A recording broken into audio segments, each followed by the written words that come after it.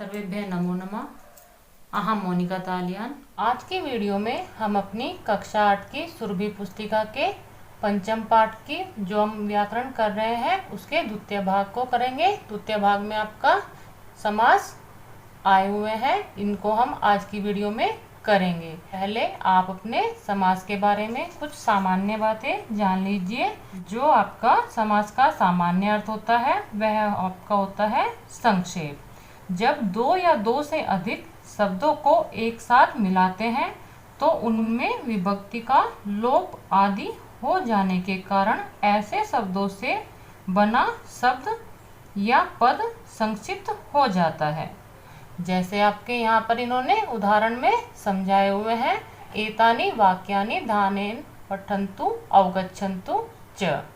यहाँ पर जो आपके इन्होंने वाक्य दिए हुए हैं उनको आपको ध्यान से पढ़ना है और समझना है। इन्हीं वाक्यों से आप अपने समास का सामान्य अर्थ समझेंगे। यहाँ पर आपका वाक्य है, नगरस्य समीपम नदी बहती। नगर के समीप नदी बहती है। उपनगरम नदी बहती। नगर के पास में नदी बहती है। आपके इन दोनों वाले ही वाक्यों का एक ही अर्थ है कि आपके नगर के पास में या समीप में नदी बह रही है। यहाँ पर आप देखेंगे कि आपके पहले वाले वाक्य में नगरस्य समीपम आपके दो स्थूल पद हैं। जब आप अपने दो पदों का एक पद बनाते हैं और आपके उन पदों में आई हुई विभक्ति का लोप करते हैं तो आपके इन दो पदों को हम एक पद जो आपका समस्त पद के रूप में बनाते हैं। कहने का अर्थ है कि जब हम अपने दो पदों का संक्षिप्त रूप करते हैं तो वहां पर आपका समास होता है। तो आपके इन दो वाक्यों में आप जानेंगे कि आपके पहले वाले वाक्य में जो आपके दो पद हैं उनका हम संक्षिप्त रूप उपनगरम कर रहे हैं, लेकिन आपके इन दो पदों का एक पद बनने के बाद भी आपके वाक्यों के अर्थ में कोई भी अंतर नहीं हुआ है। यहाँ पर आप अपने इस उदाहरण से इसको और अच्छे से समझ लीजिए। बालकः फलानाम रसम पिबति। बालक फलों का रस पीता है। बालकः फल रसम पिबति। बालक फल रस को पीता है। आपके दोनों ही वाक्यों का एक ही अर्थ है कि बालक फलों का रस पीता है या पी रहा है। आपके पहले वाले वाक्य में दो पदों को प्रयोग किया गया है, लेकिन आपके बाद वाले वाक्य में आपके दो पदों का समस्त पद कर दिया गया है। समस्त पद आपका समास के लिए प्रयोग होता है जब आपके दो पदों का एक ही पद बना दिया जाता है तो वहां पर आपका समस्त पद होता है। और जब हम आपके एक पद को अलग अलग रूप में लिखते हैं तो वहां पर आपका समास विग्रह हो जाता है। यहाँ पर आपके फलानाम रसम का समस्त पद जो है वह आपका है फल रसम। आपका अन्य उदाहरण है, रामः च लक्ष्मणः च विद्यालये पठतः। राम और लक्ष्मण विद्यालय में पढ़ते हैं। इस वाले वाक्य में आपका जो स्थूल पद के रूप में रामः च लक्ष्मणः च आया हुआ है, जब हम अपने इन पदों का समस्त पद करेंगे तो वह हो जाएगा राम लक्ष्मणौ।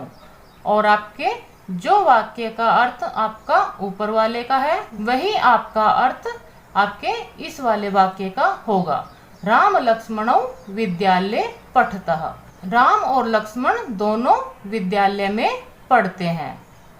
तो आप अपने इन वाक्यों से अच्छे से समझ सकते हैं। आपके पहले वाले वाक्य में दो पद आए हुए हैं और आपका इन दो पदों में समास करने के बाद आपका एक पद ही आपके इस वाक्य में आपको मिलेगा, लेकिन आपके समास करने के बाद भी आपके वाक्यों के अर्थ में कोई भिन्नता नहीं होगी। यहाँ पर आपका अगला जो वाक्य है इससे आप और अच्छे से समझ लेंगे। ये आपका है, सुमेधा कलायाम निपुणा अस्ति। जो आपका यह वाक्य है इसमें आपके दो स्थूल पद इन्होंने दिए हैं, कलायाम निपुणः। आपके कलायाम में सप्तमी विभक्ति का प्रयोग हुआ है। यहाँ पर आपकी विभक्ति का लोप करने के बाद और आपके दोनों पदों का समास करने के बाद आपका शब्द बनेगा कला निपुणा। जो आपका कला निपुणा शब्द बनेगा वह आपका समस्त पद कहलाएगा।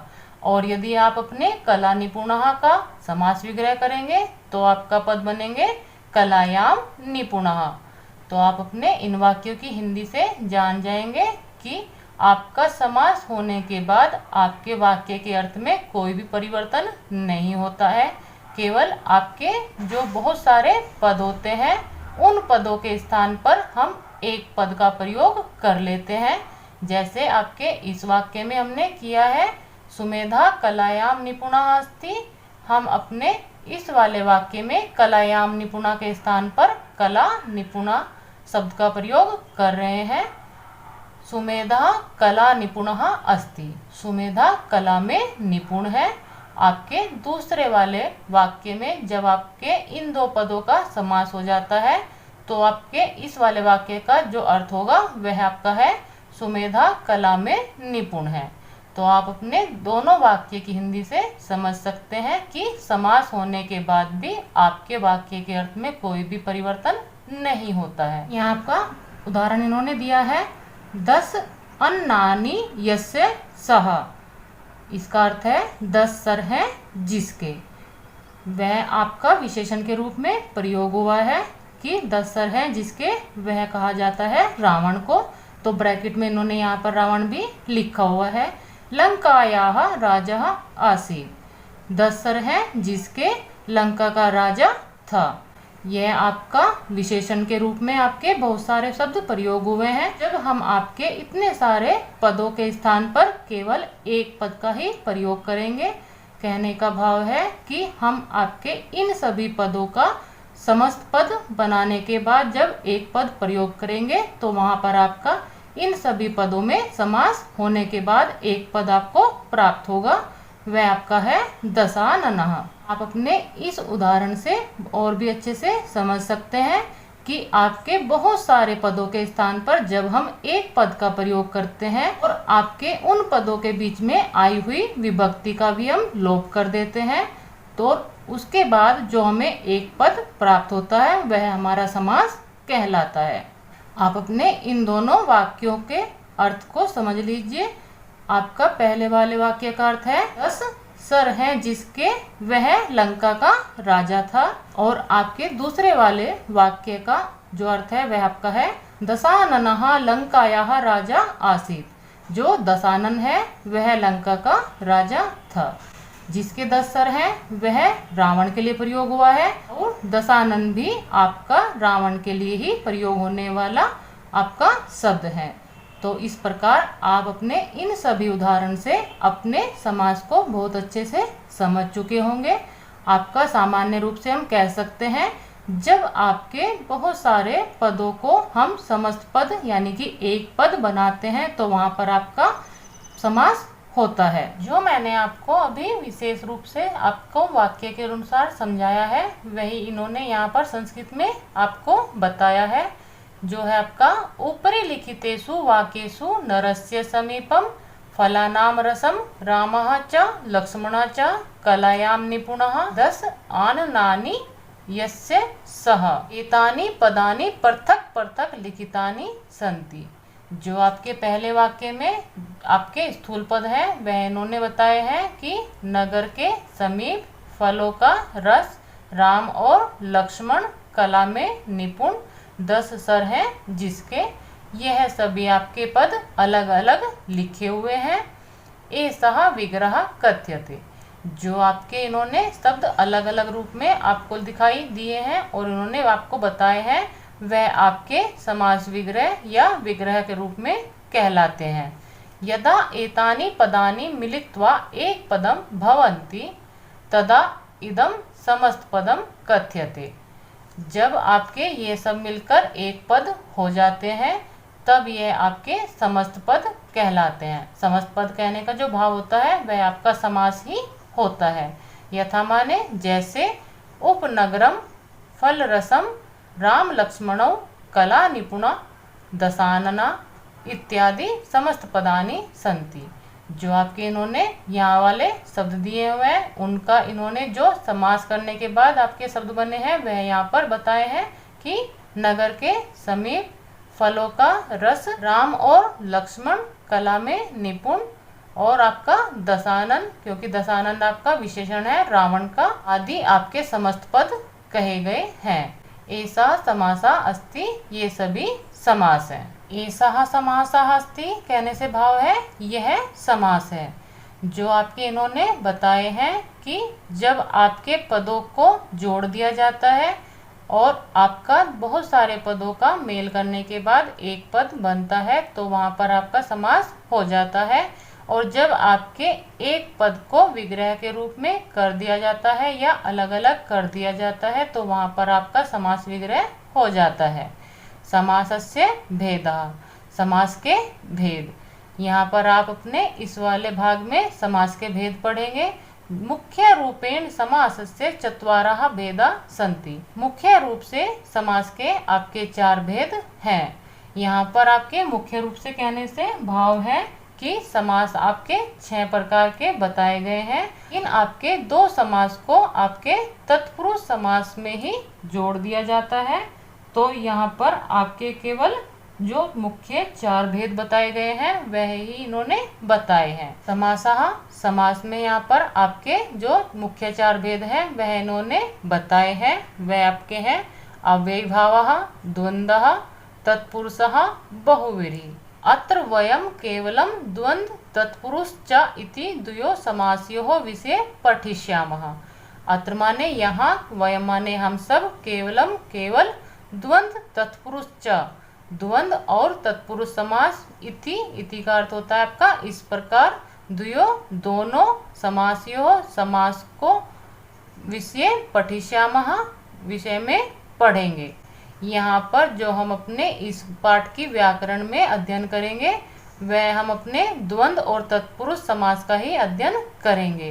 तो यहाँ पर आप अपनी बुक के अनुसार द्वंद्व और तत्पुरुष को तो विस्तार से यहीं पर समझ लेंगे, और जो आपके शेष मुख्य भागों में से 2 आपके समास बचते हैं उनको आप सामान्य परिचय उनका भी देख लीजिए। जैसे आपका अव्ययीभाव समास है।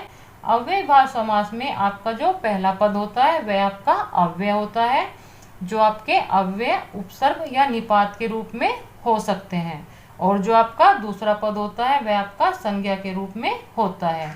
जब आपके अव्यय और संज्ञा मिलकर कोई आपका पद बनाते हैं तो वहाँ पर आपका अव्ययीभाव समास हो जाता है। अव्ययीभाव समास वाले शब्द के रूप नहीं चलते और नपुंसक लिंग के एक वचन में ही इनका प्रयोग होता है। जो आपके अव्ययीभाव समास होते हैं उनके आपके कोई भी रूप नहीं बनेंगे, यह आपके केवल नपुंसक लिंग के एक वचन में ही प्रयोग होंगे। आपके अव्ययीभाव समास के पूर्व पद का अर्थ प्रधान होता है। जब भी आपके अव्ययीभाव समास में हम अर्थ देखेंगे तो हम पूर्व वाले पद का अर्थ ही प्रधान रखेंगे। आपके समास में 2 पदों के बीच में सामान्य रूप से समास होता है। आपके पहले वाले पद को पूर्व पद कहते हैं और आपके बाद वाले पद को उत्तर पद कहते हैं। यहाँ पर आप अपने अव्ययीभाव का सामान्य परिचय प्राप्त कर चुके हैं। अब आप अपने बहुव्रीहि समास का भी सामान्य परिचय प्राप्त कर लीजिए। बहुव्रीहि समास में आपका अन्य पद प्रधान होता है।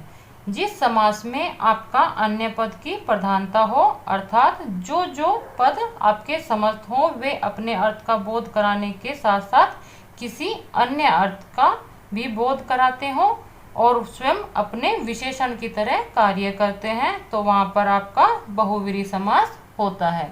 आपने अभी अपना ऊपर जो उदाहरण देखा है 5वें नंबर का, वह आपका बहुव्रीहि समास का ही उदाहरण था। अब आप अपने द्वंद्व और तत्पुरुष समास को विस्तार से अपने इसी पाठ में समझेंगे। अब आप अपने तत्पुरुष समास को विस्तार से समझ लीजिए। अत्र उत्तर पदम प्रधानम भवति, जो आपका तत्पुरुष समास होता है वहाँ पर आपका उत्तर पद प्रधान होता है। अभी मैंने आपको बताया है कि आपके 2 पदों के बीच में आपका समास होता है। पहले वाले पद को हम पूर्व पद कहते हैं और जो आपका दूसरा पद होता है उसको हम उत्तर पद कहते हैं। आपका जो तत्पुरुष समास है उसमें आपके उत्तर पद की प्रधानता होती है। विग्रहे पूर्व पदे प्राय द्वितीयतः सप्तमी पर्यंतम विभक्ति नाम प्रयोगः भवति। विग्रह के समय जो आपका पूर्व पद होता है उसमें आपका द्वितीय से सप्तमी पर्यंतम कहने का अर्थ है कि द्वितीय से सातवीं विभक्ति तक आपके उन पदों में प्रयोग होता है। आपके तत्पुरुष समास को हम सामान्य रूप से कह सकते हैं कि जिन दो या दो से अधिक शब्दों के बीच द्वितीय, तृतीय, चतुर्थी, पंचमी, षष्ठी और सप्तमी विभक्ति छिपी रहती है उनमें आपके तत्पुरुष समास होता है। इसमें आपके उत्तर पद की प्रधानता होती है।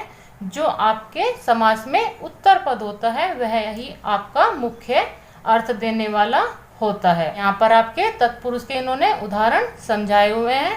यह आपके बहुत सारे इन्होंने उदाहरण दिए हैं, सभी को मैं आपको नहीं कराऊंगी, लेकिन मैंने आपको समझाने के लिए आपका बीच में विभक्तियां लिख दी है जिसको देखकर आप स्वयं ही समझ सकते हैं। यदि मैं आपके सारे उदाहरण समझाऊंगी तो आपकी वीडियो बहुत ज़्यादा लंबी हो जाएगी, इसलिए हम आपके सभी उदाहरणों में से केवल एक एक विभक्ति वाले उदाहरण समझेंगे। जैसे आपका पहला ही उदाहरण आपका है षष्ठी विभक्ति का उदाहरण है। आपका शब्द है जनानाम समूह। यह आपके दो पद आपको दिखाई दे रहे हैं। पहला पद जो आपका पूर्व पद है वह आपका है जनानाम, इसमें आपका षष्ठी विभक्ति का प्रयोग हुआ है और जो आपका उत्तर पद है वह आपका है समूह।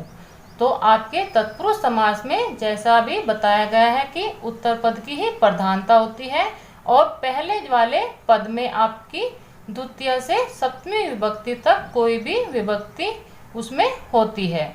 तो यहाँ पर आप देखेंगे जना नाम में आपका षष्ठी विभक्ति का प्रयोग हुआ है और समूह की आपकी प्रधानता है।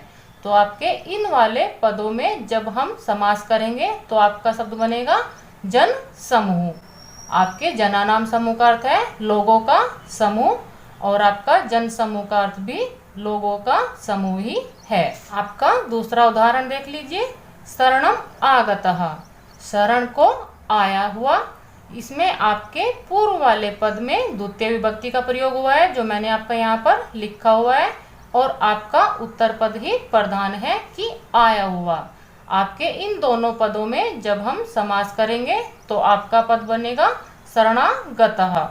यहाँ पर आप देखेंगे जो आपके द्वितीय विभक्ति के बोधक हैं, जैसे आपका हलंतीय माँ और यहाँ पर आपका आनाम था, उसका लोप हो जाएगा और आपका शब्द दूसरे वाले शब्द के साथ संधि होने के बाद सामान्य रूप से लिखा जाएगा। यदि आप अपने तत्पुरुष समास को बहुत अच्छे से समझना चाहते हैं तो आप अपने शब्दों की जो आपकी शॉर्ट ट्रिक मैंने आपको समझाई हुई है आपके शब्द रूपों में, उनको भी एक बार यदि ध्यान कर लेते हैं तो आप अपने तत्पुरुष समास को और भी अच्छे से सीख पाएंगे, क्योंकि आपको अपनी शॉर्ट ट्रिक ही अपने शब्दों से हटानी है और बाद वाले पद को उसमें जोड़ देना है। यहाँ पर आपका शरणागतम में यही आपका हुआ है, जो आपका शॉर्ट ट्रिक है वह आपकी हट चुकी है और शरण में आपका आगतः शब्द जुड़ने के बाद आपका शब्द बनेगा शरणागतः। शेष उदाहरण आप अपनी वीडियो रोककर देख सकते हैं और आपका जो मैं उदाहरण समझाऊंगी वह अब होगा तृतीय विभक्ति का उदाहरण। यह आपका है विद्याहीनः, विद्या से विहीन। जो आपका इसका अर्थ है उसमें आपको केवल इतना ही करना है कि अपनी विभक्ति का लोप करना है और आपके जो शब्द हैं उनको संधि करते हुए, संधि का कहने का अर्थ है कि उसको आप जोड़ देंगे तो आपका समास वाला पद आपको प्राप्त हो जाएगा। यहाँ पे आपकी जो विद्या में शॉर्ट ट्रिक होती है अयाह, उसको आप हटा देंगे तो आपके पास विद्या आपका शब्द बनेगा, उसमें आप हीन जोड़ देंगे तो आपका शब्द हो जाएगा विद्याहीन। दोनों के अर्थ में कोई भी भिन्नता नहीं होगी, केवल आपको अपनी विभक्तियों का लोप ही अपने शब्दों से करना है। यहाँ पर आपका अन्य जो उदाहरण मुझे समझाना है वह आपका है चतुर्थी विभक्ति का बालाय इदम। यहाँ पर आपका बालाय इदम का अर्थ है बालक के लिए यह। तो आप अपने यहाँ वाले शब्दों से भी पूर्व वाले पद में जो आपकी चतुर्थी विभक्ति आई है उसका आप लोप कर देंगे और इदम जो आपका शब्द है उसका अर्थ ले लेंगे। यह इन दोनों पदों में समास होने के बाद आपका शब्द बनेगा बालार्थम, यानी कि बालक के लिए। यहाँ पर आपकी पंचमी विभक्ति भी आप समझ लीजिए, अस्वात पतति। यहाँ पर आपका अस्वात जो पूर्व पद है उसमें आपकी पंचमी विभक्ति का प्रयोग हुआ है और आपका उत्तर पद ही इसमें प्रधान है जो है आपका गिरना।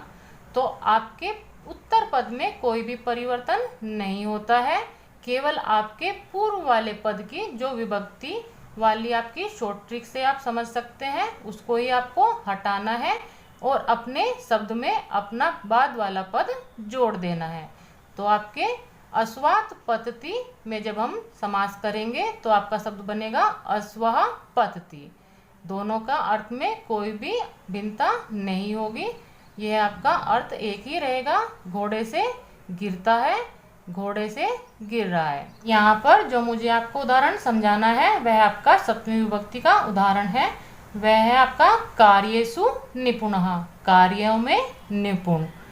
तो आप अपने इस वाले पद में भी पूर्व वाले पद में जो आपकी सप्तमी विभक्ति का प्रयोग हुआ है उसका आप लोप करेंगे जो आपका है एषु, और आपने बाद वाले जो आपका उत्तर पद है उसको आप विशेष रूप से ऐसे ही रखेंगे क्योंकि आपका तत्पुरुष समास में उत्तर पद ही प्रधान होता है।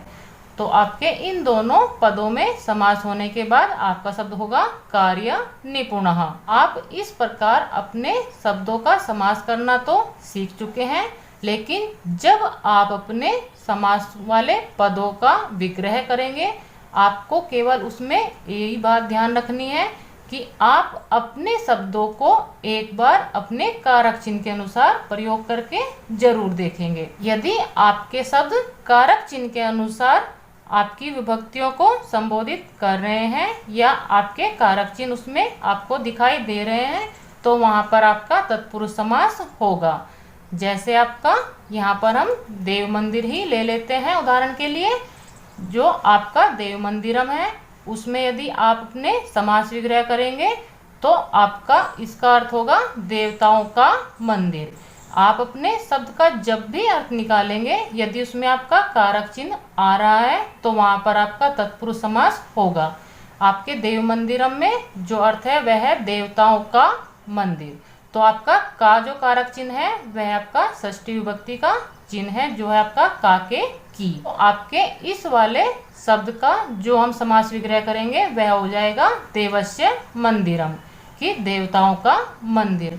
इस प्रकार आप अपने तत्पुरुष समास को एक या दो बार बहुत अच्छे से अभ्यास करने के बाद बहुत ही आसानी से समझ भी सकते हैं और स्वयं कुछ अभ्यास करने के बाद इसको अपने आप भी कर सकते हैं। तत्पुरुष समास समझने के बाद आप अपना द्वंद्व समास भी समझ लीजिए, क्योंकि आपकी कक्षा 8 की जो आपकी बुक है उसमें केवल आपके दो ही समास मुख्य रूप से आए हुए हैं, वह आपके हैं तत्पुरुष और द्वंद्व। द्वंद्व में आपका जो विशेष बातें हैं पहले आप उनको देख लीजिए। अत्र उभय पदयों प्रधानतः भवति, यहाँ पर आपके द्वंद्व समास में दोनों पदों की ही प्रधानता होती है। जो आपने अभी अपने तत्पुरुष समास में देखा उसमें आपके उत्तर पद की प्रधानता होती है, अव्यय पद में आपका पूर्व पद अव्यय होता है, लेकिन जो आपका द्वंद्व समास है उसमें आपके दोनों ही पदों की प्रधानता होती है।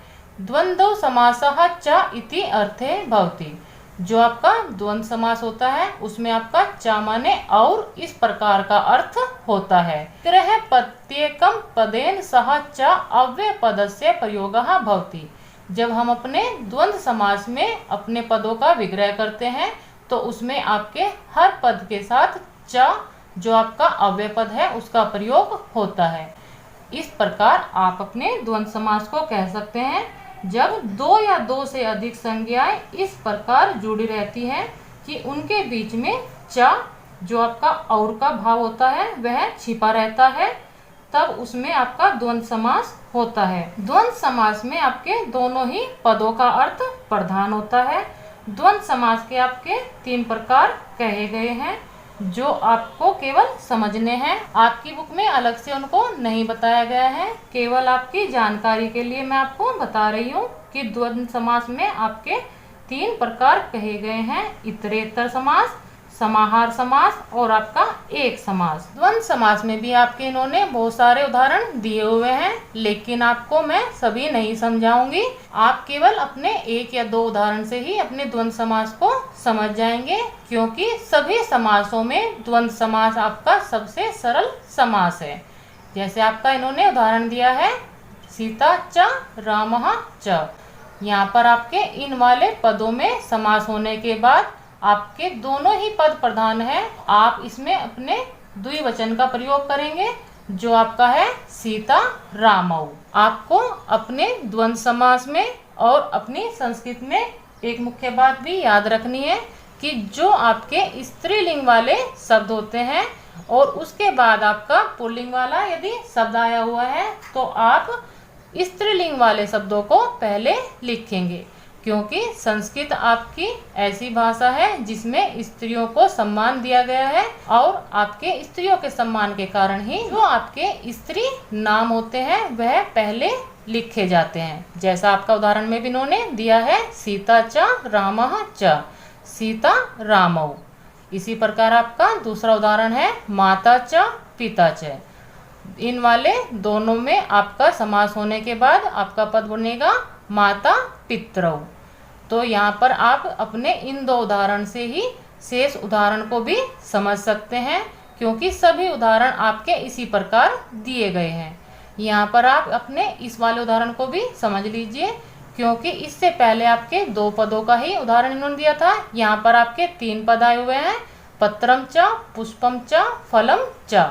जब आपके यहाँ पर 3 पद आए हैं तो यह आपका बहुवचन हो जाएगा। आप अपने समास में अपनी विभक्तियों को भी ध्यान रखेंगे। यदि आपके पदों में 2 व्यक्तियों के बारे में बात हो रही है या 2 आपको एक समान कुछ भी मिल रहा है, तो वहाँ पर आपका द्विवचन हो जाएगा।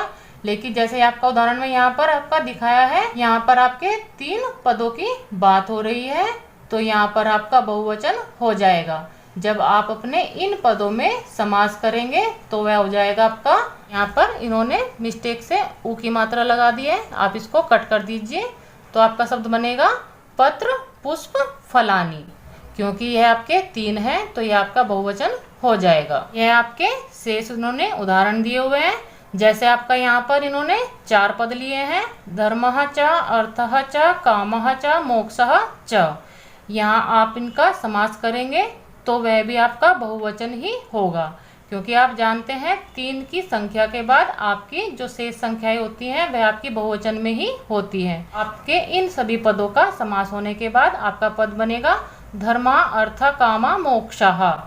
आप अपने शेष उदाहरण को भी स्वयं देख सकते हैं। यह आपके द्वंद्व समास के शेष उदाहरण है। आप इन पर अभ्यास जरूर करेंगे।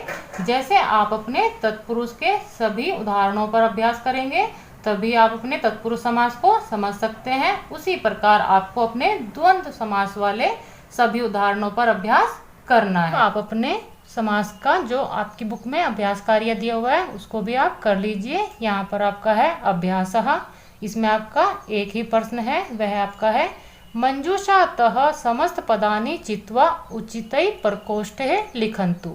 यह जो आपकी इन्होंने मंजूषा दी हुई है, इसमें आपके कुछ मिले जुले शब्द हैं जो आपके तत्पुरुष और द्वंद्व समास के शब्द हैं। आप अपनी मंजूषा में से उन शब्दों को चुनकर जो आपके तत्पुरुष के हैं तत्पुरुष वाले भाग में लिखेंगे, और जो आपके द्वंद्व समास वाले उदाहरण हैं उनको आप अपने द्वंद्व समास वाले भाग की ओर लिखेंगे। यह कार्य मैंने ये आपका किया हुआ है, आप इसको अपनी वीडियो रोककर देख सकते हैं। यदि आप यह कार्य स्वयं करते हैं तो उससे आप अपने तत्पुरुष और द्वंद्व समास को भी समझ सकते हैं। यह कार्य पूरा करने के बाद आपका जो पंचम पाठ का व्याकरण वाला भाग है वह आपका यहाँ पर समाप्त होता है। मिलते हैं अगले पाठ की वीडियो के साथ। सर्वेभ्य नमो नमः।